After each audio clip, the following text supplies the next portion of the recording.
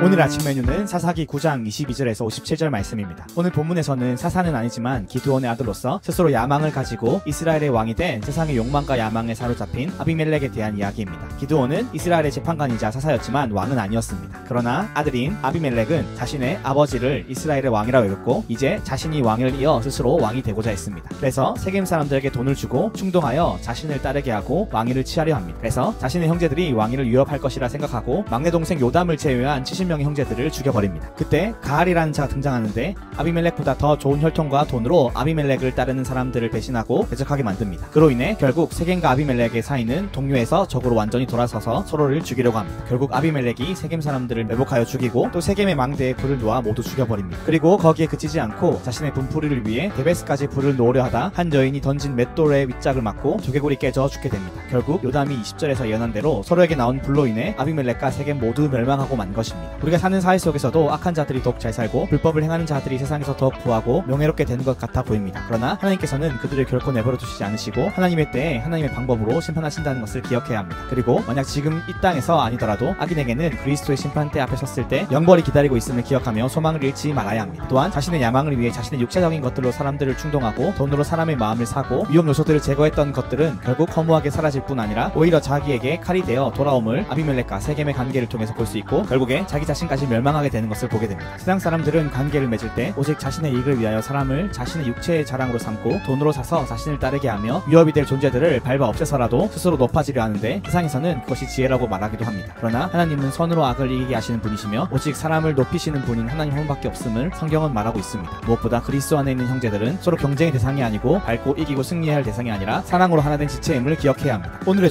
도승탁 첫 번째, 아비멜렉과 같이 나의 야망과 욕망을 위하여 애쓰고 있는 자신의 모습이 없는지 돌아봅시다. 두 번째, 나는 사람들과의 관계 속에서 아비멜렉과 같이 나의 이익을 위하여 육체의 자랑과 돈으로 사람의 마음을 사고 있지 않은지 돌아보고 그리스도 안에 있는 형제 자매들을 참된 지체로 여기고 순수하게 사랑하고 있는지 돌아봅시다. 끝!